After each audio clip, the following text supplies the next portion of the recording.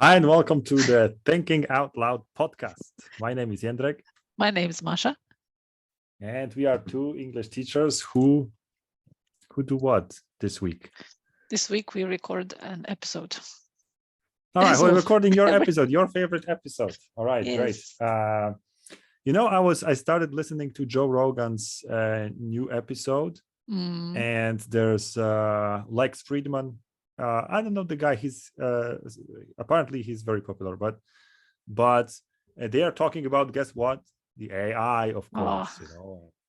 This is what And everybody's talking about. is it more interesting than Yeah. our episode about an AI? It's not because the guy is an expert, and listening to an expert, you feel like you feel really small, and of course you can learn something, but I think our conversations are more interesting, because we are totally not experts, and our listeners It's don't not feel that they are bad. more interesting. Yes, it makes you feel big, Listening Yeah. to Lex, whoever, whatever, makes you feel small, and listening to Jendrik and Masha makes you Yeah, feel it's like, big. oh yeah. So we make That's great. people feel big. I like that. Yeah, and just to show you how maybe not big we are. Mm. Last time you said that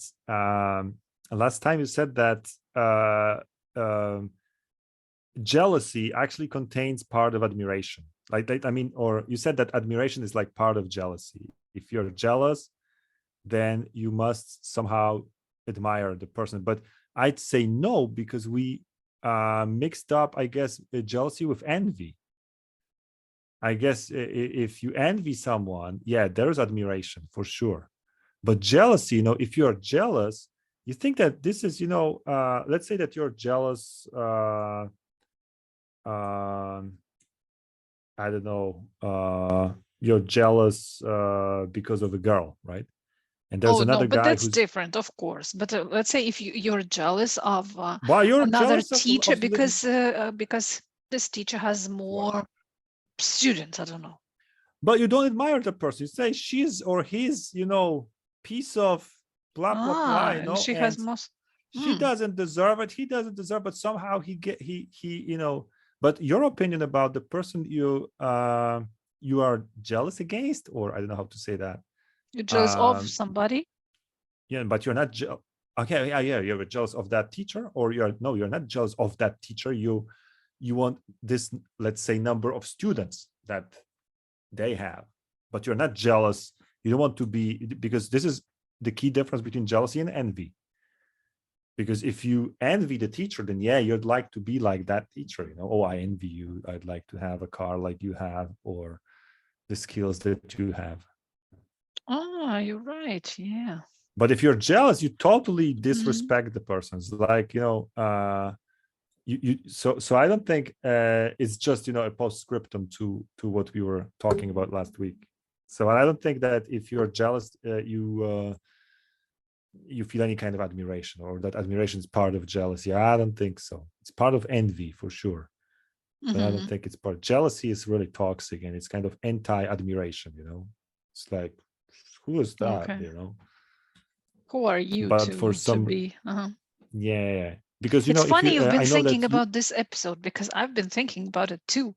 And I've been thinking about this admiration and wanting to learn from a person. As a vehicle for learning, yeah.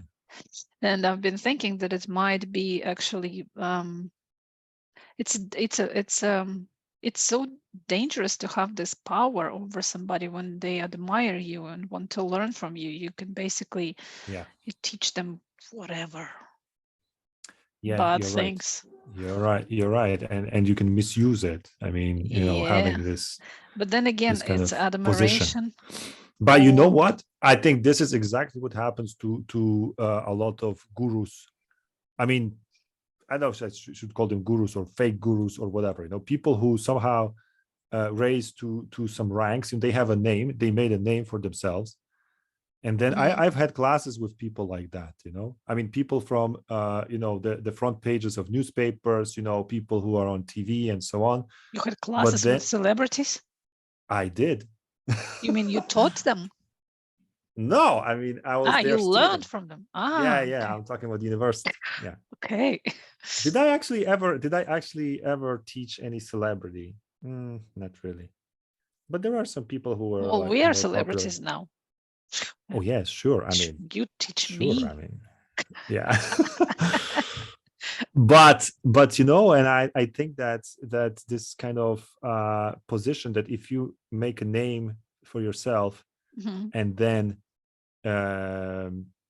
you know that people look up to you, then it's really easy. I mean, and some people abuse Once you this win their position, you know. trust and they are Yeah, blinded by yeah. your whatever, I had they classes, and stop. honestly, I had classes with a guy who was like talking on his cell phone for half of the class, you know, and then No just way. like, what? Yeah, I mean, yeah, he would but he would actually go outside the classroom, no, on the corridor, but still. And he was dealing, you know, he was whatever. No, but that's different. He got so big-headed, he didn't care about his students. I'm talking about when you use this power to teach people something, let's say bad, you know. Yeah, Like I mean, Hitler. I don't know. Oh, okay. This is the Hitler time. Of course, people. I mean, I don't But know if it was admiration. Maybe it was just no, it was blind Masha. That was different. That was, yeah, it was love. bullying. That was terror. That was terror, I think. Also, because come on, after all, it was a regime that was. Well, I don't know. This is complicated, you know, and especially the German history is complicated. Okay. I think. Okay. Because Any history is complicated. Yeah, you're right. Yeah, please find one history that's not complicated. Yeah. Maybe history of, I don't know, Eritrea. What's the name of this country? Yeah. All right. I mean, I just don't know because you don't anything know it, about you it. think it's Yeah. you think it. But okay, great. So that's just a postscriptum to our conversations from last week. In contrast to but I don't know. Maybe experts could also like. I mean, maybe they would also like to change something once they listen to themselves. I don't know. Like what? Because I don't know, this Lex Friedman from Joe Rogan. Maybe, you know, maybe once he listens to himself on the show, he thinks, oh my God, I was so stupid. But you know what? Like... I was also surprised by actually how vulgar the show is. Rogan, who's using fuck every other word, and I think they are like really, really vulgar, you know. I don't know if depends on the episode. Depends on the episode, on the guest, for sure. I guess when he's talking and the subject, maybe, I don't know. But he doesn't really. But there's no police in that show, you know. We have a policewoman here. No, I'm not watching the language. I mean, you can use F word or with any other word. It's that you don't, I don't know, insult races and nationalities. All right. Yeah, I know. You're more into political correctness, or no. It's not about correct. It's just right. Being polite, you know. Just being polite towards the universe. So wait. So I can actually swear, and I can use F words, and you won't intervene? Well, you know how it is. Because it's not being... in our language we have like micro language for swearing, and it's infamous, you know, this Russian swearing. Yeah. And you hear it. I mean, when I leave my building and go to the nearest I hear it a lot. I know. I mean, it's the same. I guess it's the same in Poland. You go out, you say kurva, kurva, kurva, kurva. No. Different way how you can hear people using it, and you understand that they are just simply lacking vocab, and this is vulgar. But there are people who are very, very intelligent, very educated, and they use this language. You know, it's like art. It doesn't. It's not vulgar. It's just because sometimes you really, really need this word. Another word just wouldn't cut it, you know? Yeah, okay. I'm not saying that So if you start swear using words it are for lack of vocab, sorry, useless. but beep. But if you really need this word, But go ahead and use it. no. There's a third use, because if you use it out of lack of vocab, it's fine, because you're lacking a vocab. Okay, No. Lacking, I mean, because I'm sorry, but you are not you're too very lazy. no. You are just a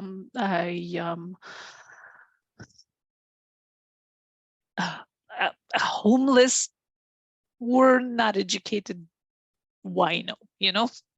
That's So the in way. that case, I mean, what do you expect from a person like that? I mean, he's using the language, is not beating around the bush.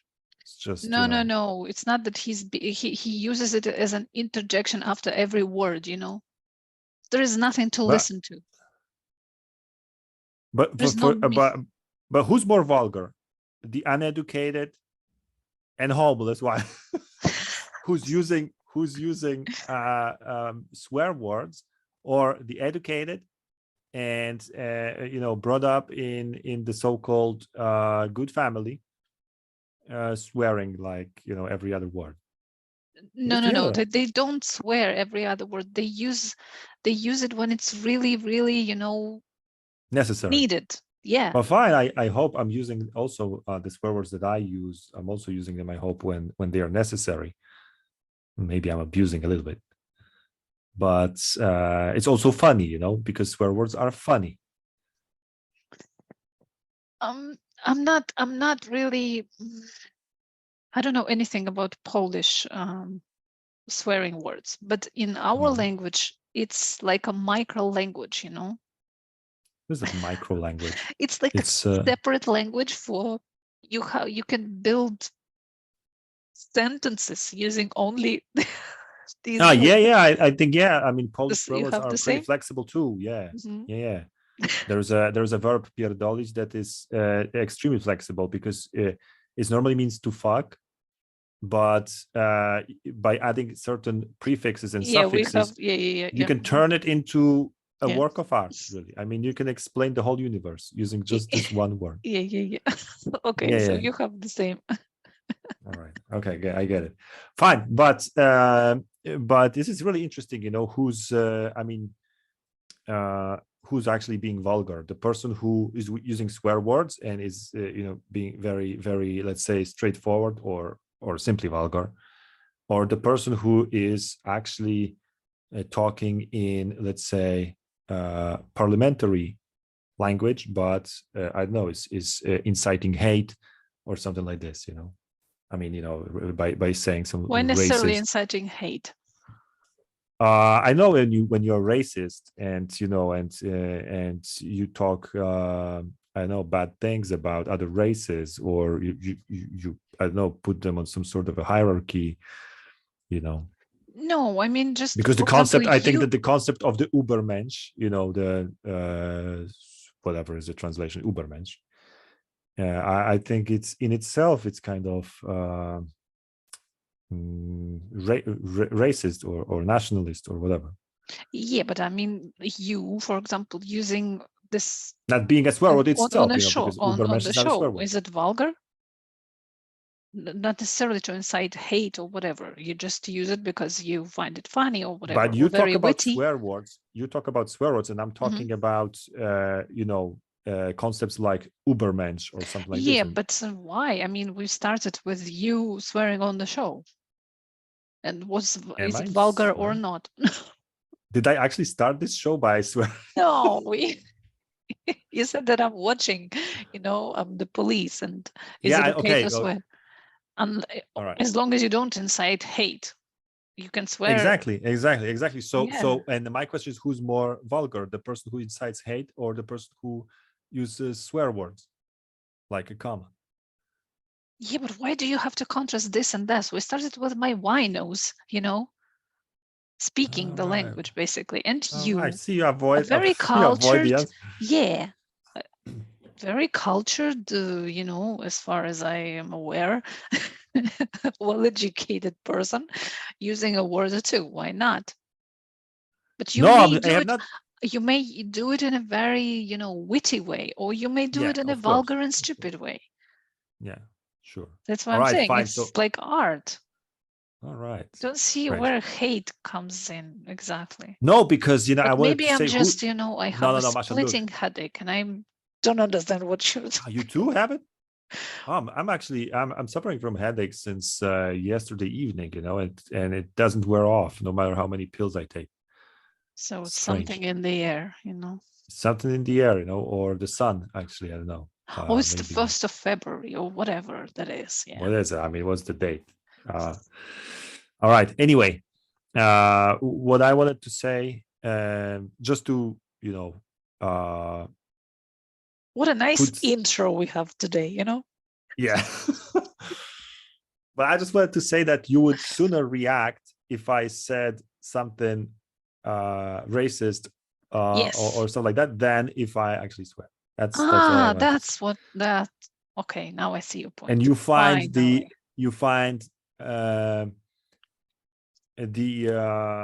let's say racist or whatever language more vulgar than the actual vulgar language. I wouldn't say vulgar or alarming. I find alarming, disgusting. I find it inappropriate. beneath us. All right. Stop beneath helping me. All right. Great. Yeah. Fine. That's just not how we do things here. No. Some reason I just came up with these rules, No, but I think it's great. I think it's great. After all, we are. I know actually, we have already used a couple of F words here, and our podcast. It was probably me. Don't forget that this podcast is in the top 4% of podcasts in the category of education.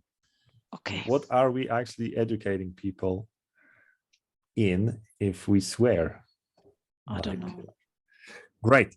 So, guys, thanks for being with us. Thanks for listening to our conversations, spontaneous, unscripted, and not recorded vulgar. live with.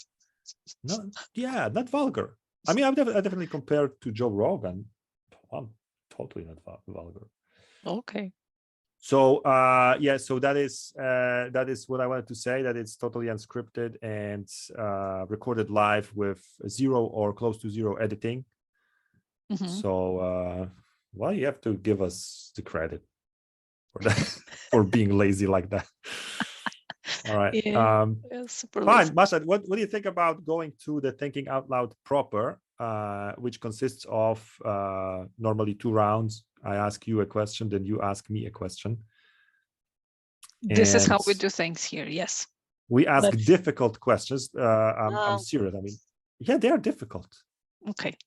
And then these, totally ordinary minds face something that is quite difficult, and the good thing about it is that you can follow and perhaps have better ideas when we talk, and that's how it works. Fine. So what do you think about going round to the 1 proper? Do you remember our website? studiomentals.com. Exactly. Yes, visit the website if you want to study with us. That's just how you can get in touch with us. And let's go. Round 1.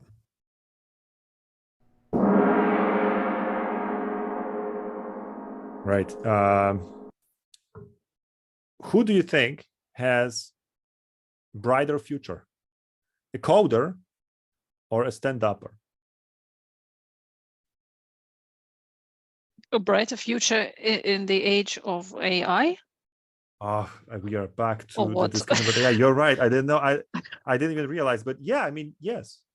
But the age of AI sounds like, maybe we are actually entering this age. But I mean, if you're a parent and you think about your kids, would you rather they are coders or stand-uppers? What's a coder? Coder, the programmist. Who writes coda? Yeah, who writes code. Yeah. Coda. Sorry. I'm hearing coder, and I'm like, It's a code. Okay, a coder. I say colder. I said coder. Coder. Or a stand-upper. Of course, a stand-upper. Because, wow. Well, I can't think about it without thinking about AI, Yeah, you have. I mean, because AI, of course, can write code. Can it do the stand-up? Can it do the stand-up? Oh, well, it can certainly. Remember, we asked it to add some humor to the text. Yeah, or remember we asked the chat to explain the difference. Oh no, sorry, to explain whether a bicycle is a machine in a funny way.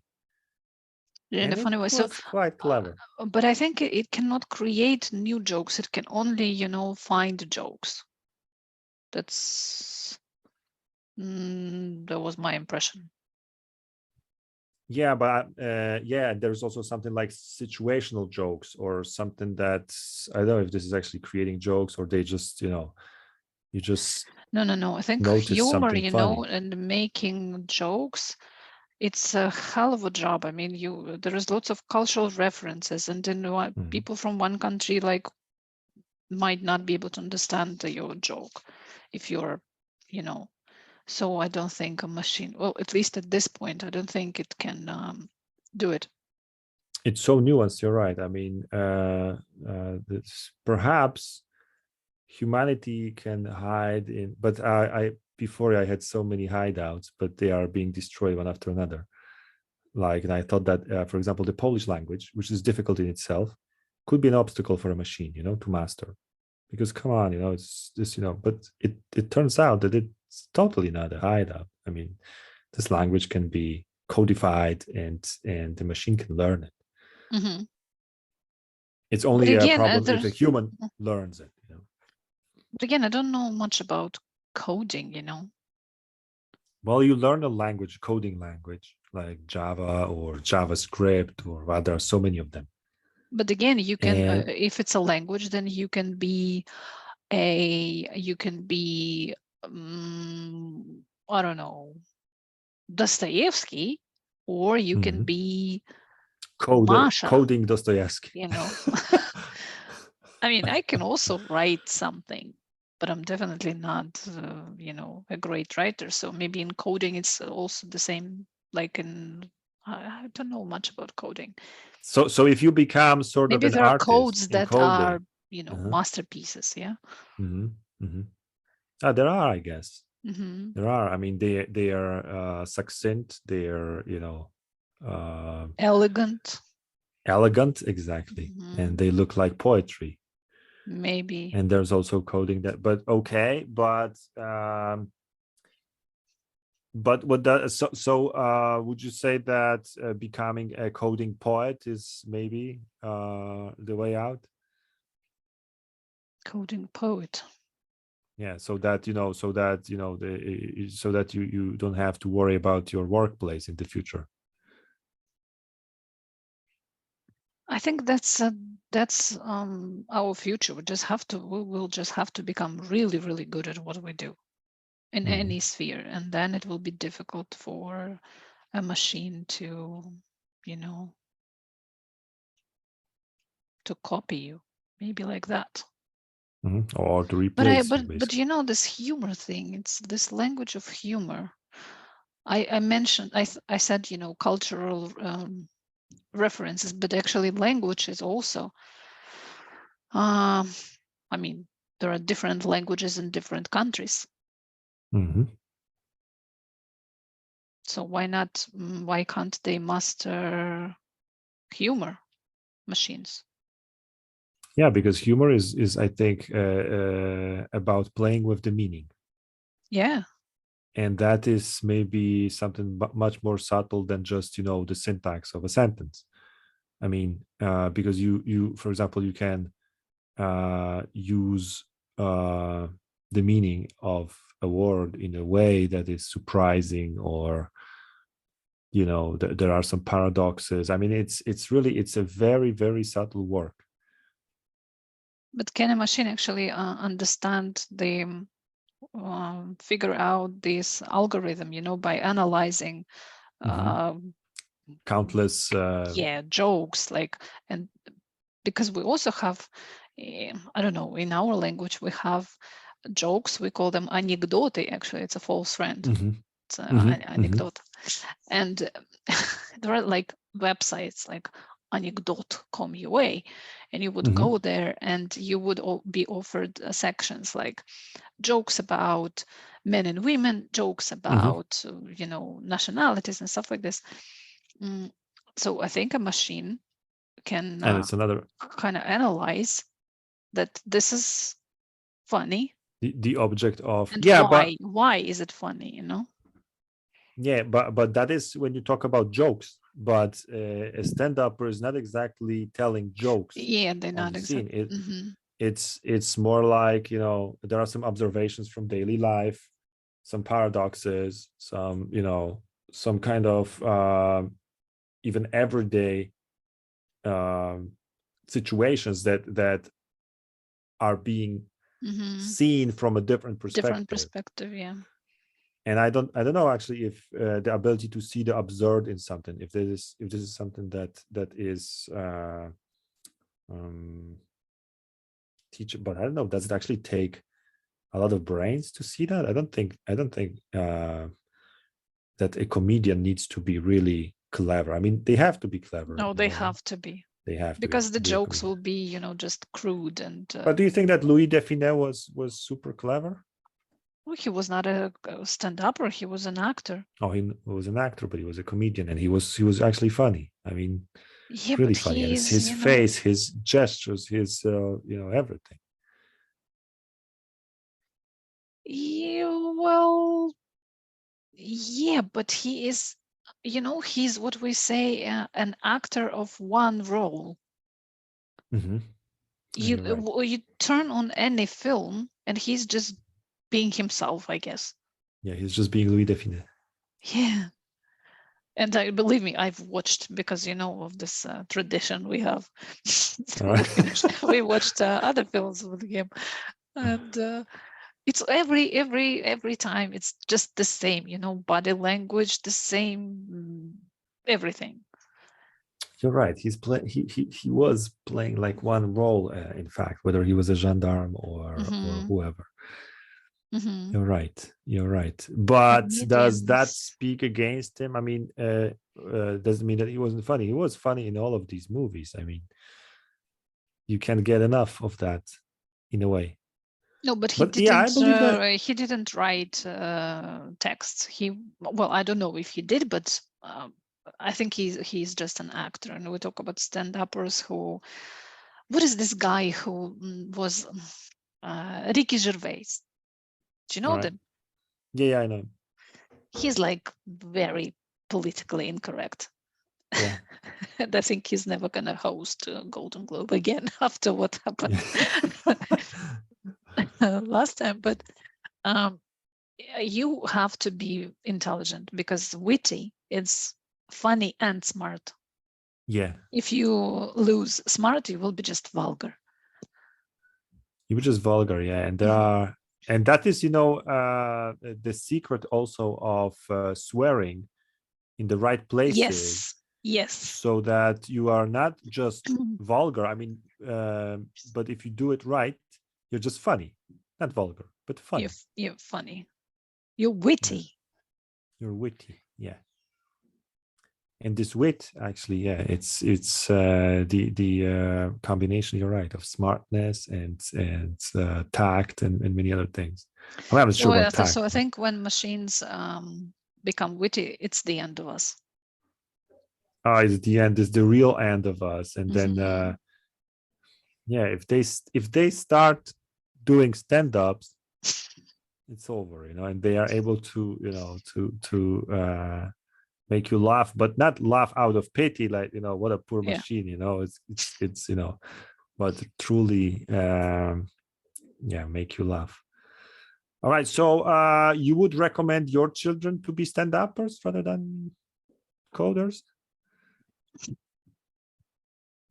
No. I have no idea. It's like my I don't wife think it's a recently. job.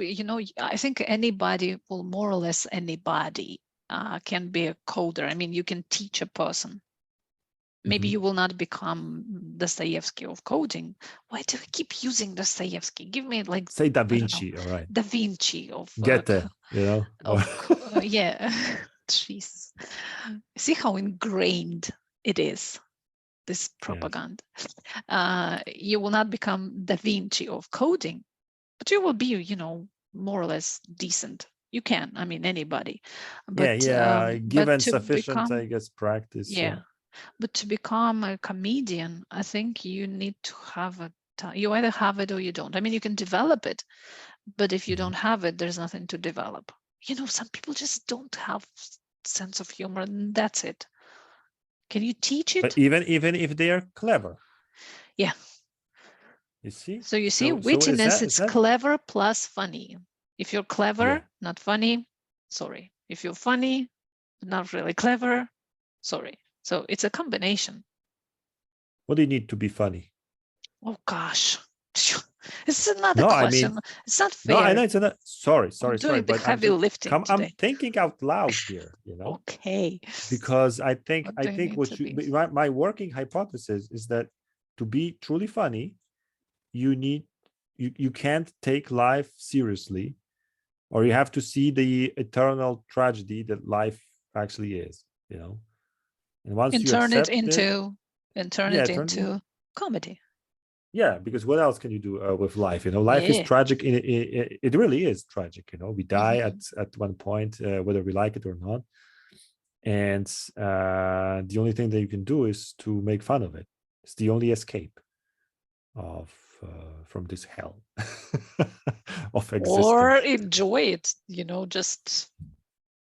Yeah, or enjoy it. Yeah. But I guess this is the essence of a good comedian, stand-up, or that that life is full of paradoxes. It's like, because there are people, maybe I don't want to label like scientists or whatever, but really people who are really brainy, but they believe that there's order in the universe, that there's logic, mathematics, and everything can be explained.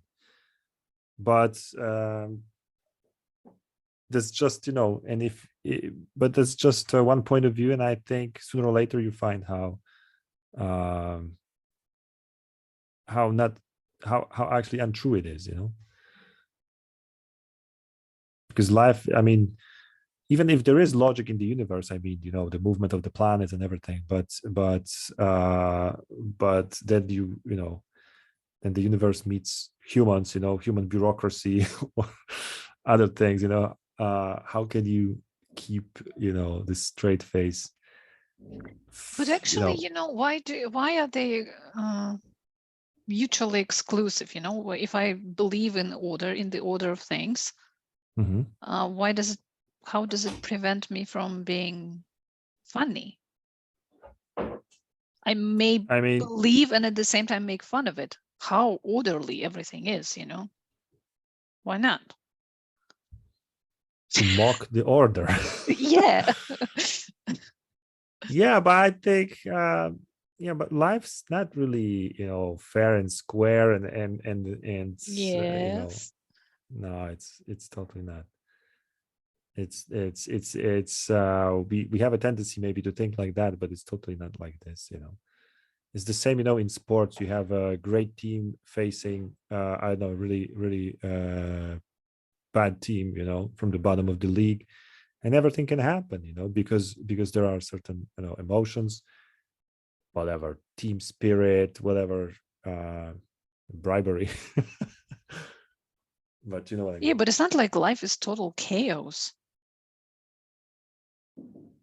Well, it's not total. So things go south, but mostly there is some semblance of order. No, that's interesting what you say.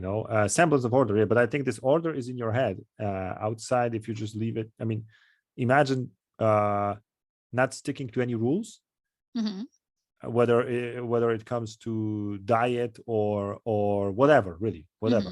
then chaos start reigning. I mean, very, very quickly, right?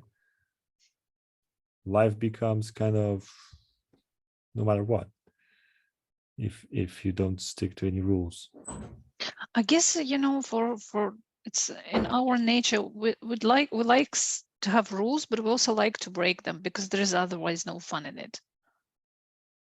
Yeah. Without any rules, there will be nothing to break and there'll be no fun. You know how it is. Yeah, you I start guess. brushing your teeth and you will spend 10 hours in dentist's chair in the end. It's not fun. Yeah. Yeah. Well, we like rules, but we also like, you know, breaking them from time to time. Yes. That's what makes life funny, actually. All right, great, Masha. Thanks so much for answering, you know, the question about coders and stand-uppers. Actually, talking about I don't know what, you know, chaos in the world. Thanks so much for that. You know. Thank you. I wonder if you have any question in store.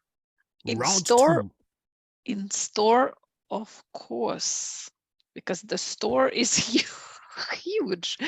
Let's see. Wait for it. But it's not playing this gong or what? No. So just round 2. Wait a second. I'm going to play it manually. All right. Okay. What is the difference between relaxing and resting? Relaxing and resting. You can call me an expert here. An expert on what? On relaxing or on resting? Actually, I'm an expert on relaxing, I guess. Because you don't, I mean, can you imagine an expert on resting? And resting is just, it's a biological function that everyone is capable of, I guess. Like it's enough to stop running, then you're resting. Your body is resting, I guess. Or stop performing any kind of physical activity, then you're resting.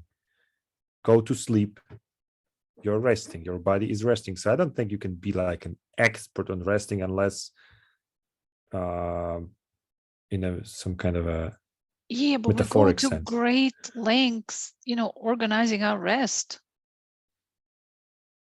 You can rest when you climb a mountain. You rest. No, you can. No, I don't think so. You can actually you can actually relax when you do it. Because when you climb a mountain or go to the gym or to the club, this is hard work. It's hardly any resting. I mean, your muscles are, you know, working, you're sweating. So I don't think how it's about resting. People say, okay, I'm so, you know, exhausted, burned out. I need some rest. And what you do, you go skiing.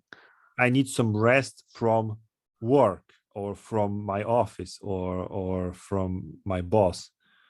So rest is always rest from something. No, I think there is rest from something, and there is rest like this, you know, the time of the day when you are not getting tired, or in fact you're restoring your strength. Yeah, but why not? How about this situation when I need a rest and I go skiing? I think you need, what you really need, I know that, you know, what you really don't know, but what you really need is you need to relax. Because let's say that, you know, you have been working and you feel like, okay, it's time to take a break and to, what we say, rest, but what we really mean is to relax, to unwind, to change the scenery, to do something else that I'm normally doing every day. And I think, well, in fact, it is kind of resting, because look, you're not, unless you go with your laptop and you work. But given what if I read a book? If you read a book, it's both. You know, this is tricky because it's both. Because normally you read sitting or lying on the bed. So you're not moving. So in a way, you're resting. But this is also relaxing because the story takes you to far off places, and it feels like it's relaxing in the way that you forget about the everyday reality. I wish I'd known what you're saying right now. Back then, when my mom told me, Masha, the best rest is a change of activity. No, it's not. After studying for a long time, all I wanted to do was just lie. And she would say, oh, maybe you can wash the dishes, because it's the best rest. You just change. You were mentally working, now you will be physically working. I wish I had known. And I would the difference between relaxing and resting. Yeah, and I would have but can washing the dishes actually be relaxing? It can take your mind off certain things. So yeah, it could be. But if you hate it, or if you are tired and then you think you're going to rest by washing the dishes, this is totally wrong. But what does it mean you are tired? You can be physically tired, and you can be mentally tired. So yes. I need a rest. Let's say I've been working all day. Okay, I've been sitting on my ass, and just okay, I hope I've been using my brain, all this time. So when I say I'm tired, and it's funny, I understand that what I need is actually going to take a long walk. Yeah. But all I want to do is just hit the couch. Yeah, and that is maybe you know what? Because these two concepts of relaxing and resting are so close to each other, we keep confusing them. And perhaps because I'm pretty sure that after a long sedentary work, I know, spending 8 hours in front of the screen, it's actually better to get up and take a walk, or I don't know, go to the gym or whatever, than to lie on the couch and potentially again watch some screen, either a smartphone or TV, or read a book, which also is some sort of an activity where where you have to concentrate and so on. So I believe that but the question is it resting if you take that walk after 8 hours of sitting in front of the monitor? It will be rest for your brain, but not for your body. Your body will work, your brain will rest. Yeah, but my idea was that the rest for the brain equals relax, but it's maybe not exactly, because relax, oh my God, this is complicated.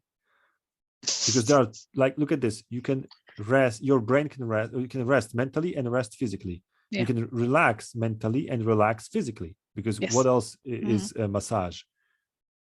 It's let's separate first. Let's separate physical. Yeah. So what is physical relax? It's physical relax is like a massage, because your muscles are tense. Not for me.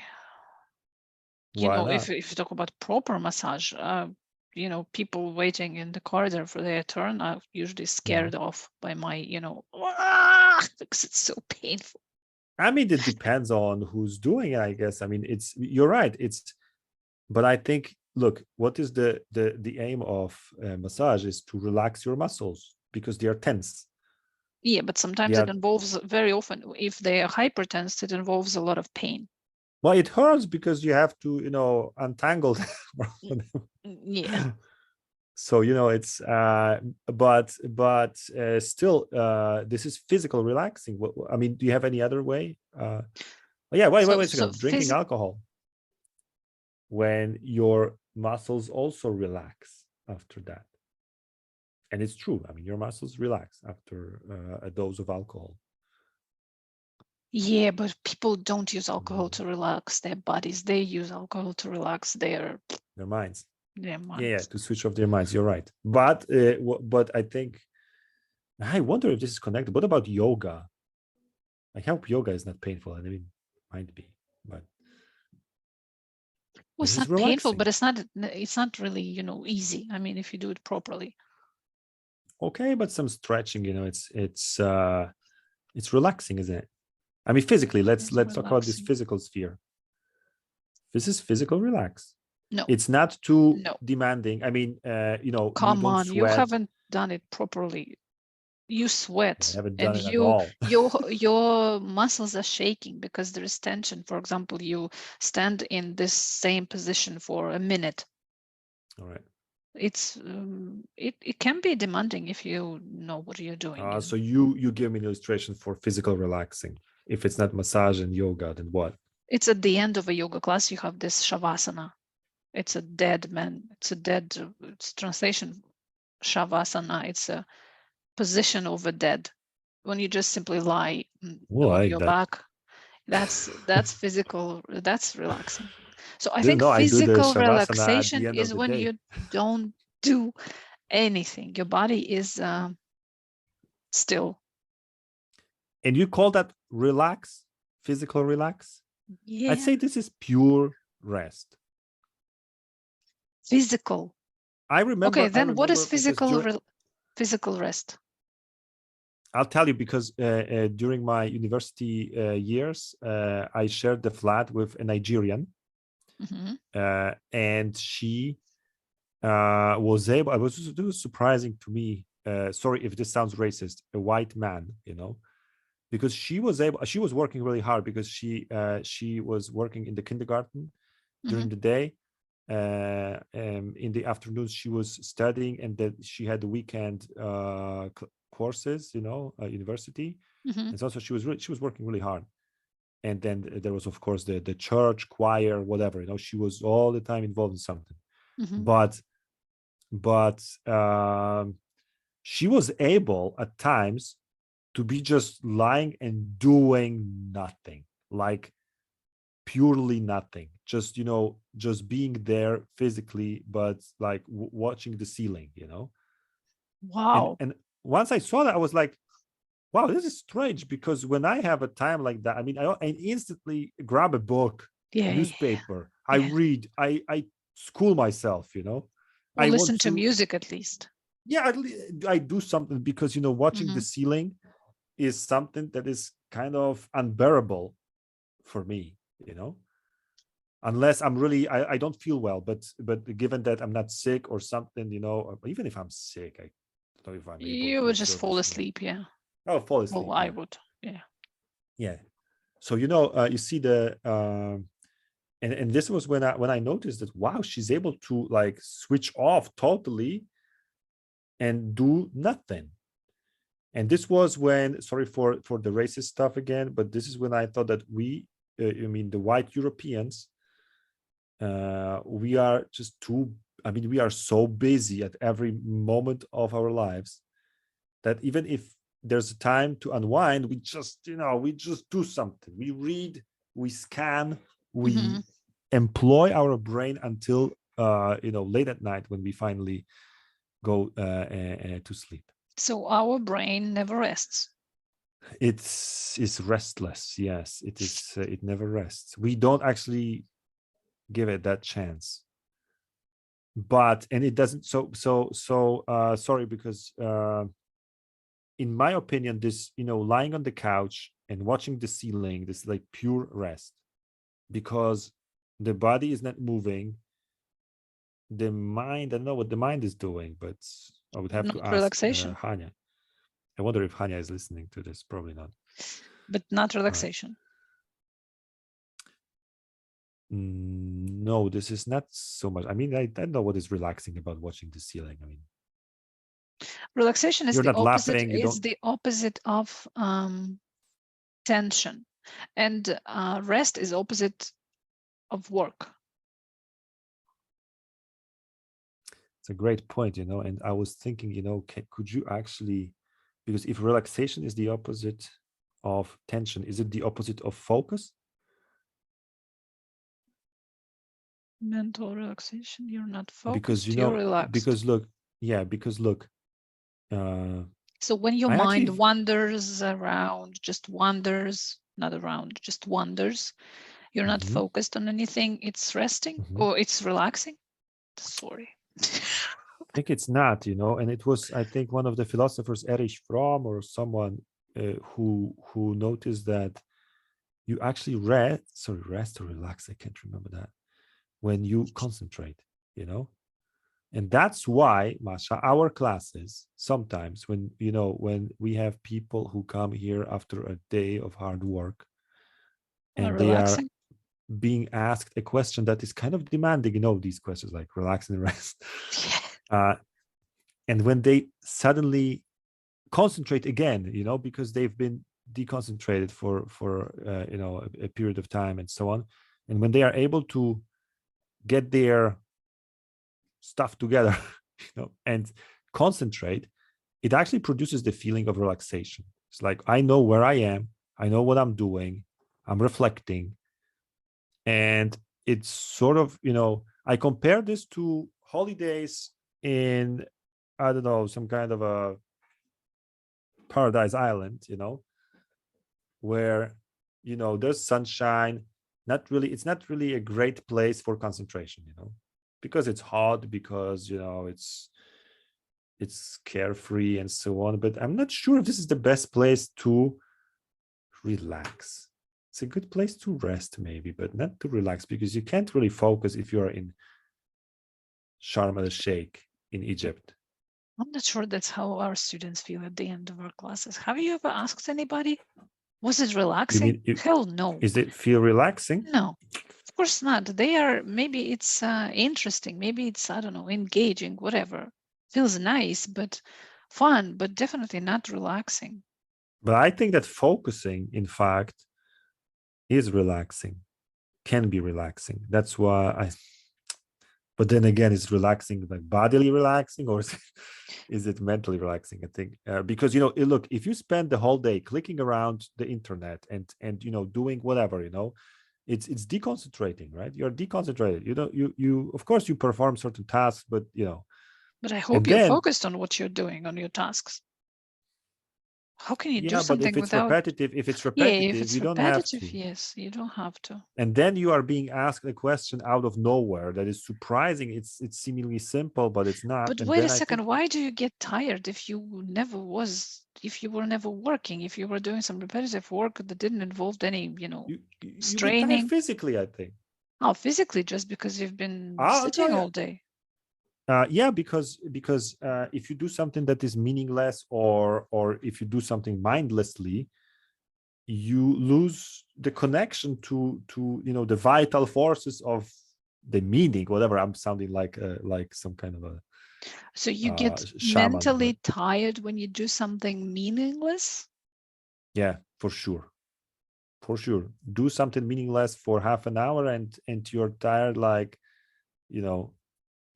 it's tiring. Yeah. Doing meaningless stuff is tiring. Yeah, but doing meaningful stuff is not the opposite. It's also, you also get tired. You get tired, but you're satisfied physically. So physically. No. I mean, like, how long can you be?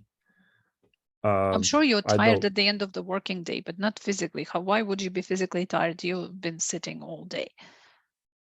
No, but but you've been trying to make sense of what other people. For everything. For your eyes. Yeah, you're right. Okay, what if you were working? Imagine, crazy situation. You've been working all day with your eyes closed. You don't need your eyes. Actually, you run conversation classes.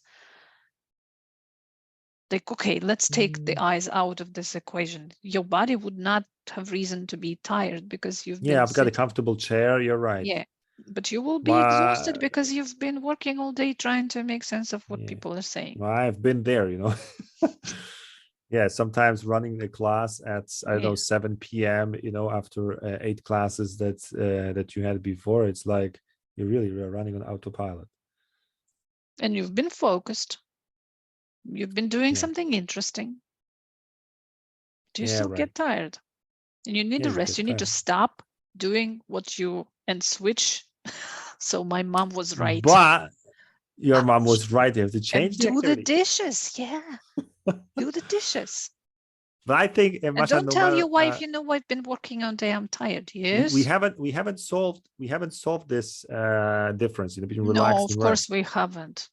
Because that ambitious. But it's so complicated, I am that ambitious. I'm just not being given the chance to explain. Okay, go ahead. I shut up. No, I mean, no, the problem is that normally I would say that relax means like mental relaxing. So switching the environment and so on, because, this is relaxing. But at the same time, it's not exactly this, because there's also this physical relaxation. And like I said, the fact that there are so many layers here makes it complicated. But one thing that I feel is that we are mixing up these words, these concepts of relax and rest. And because of that, we kind of make mistakes, when you think that your holidays in, I don't know, a sunny and warm country will actually make you rest, you may be wrong. Or relaxed. Always. You may be wrong. I've learned this lesson the hard way. Yeah. Because my you family come back, likes. Yeah, you come back and I need a rest. Yeah, you need a rest. But I have to go back to work. Yeah. So that's it. But I think. And sometimes, the other way, when people say I need to relax, what they do, they go to a nightclub and they dance the night away. And the next morning, what? They're done for, So I mean, but you're right. But I wonder if there was a travel agency that really truly understood the difference between relaxing and resting. They could come up with ideas for vacations that you don't even know of. I mean, and you would really come back feeling great. If they truly understood what is relaxing, what is resting, where is the line between them, and how to procure or how to make it happen. But first, you would have to explain, your clients because the clients don't understand what they really need, and you would need to explain this difference to them, and then offer and sell them the tour that's right for them. Do you think we could do that? We need to start making money, one day. So how about first understanding relaxing and resting properly?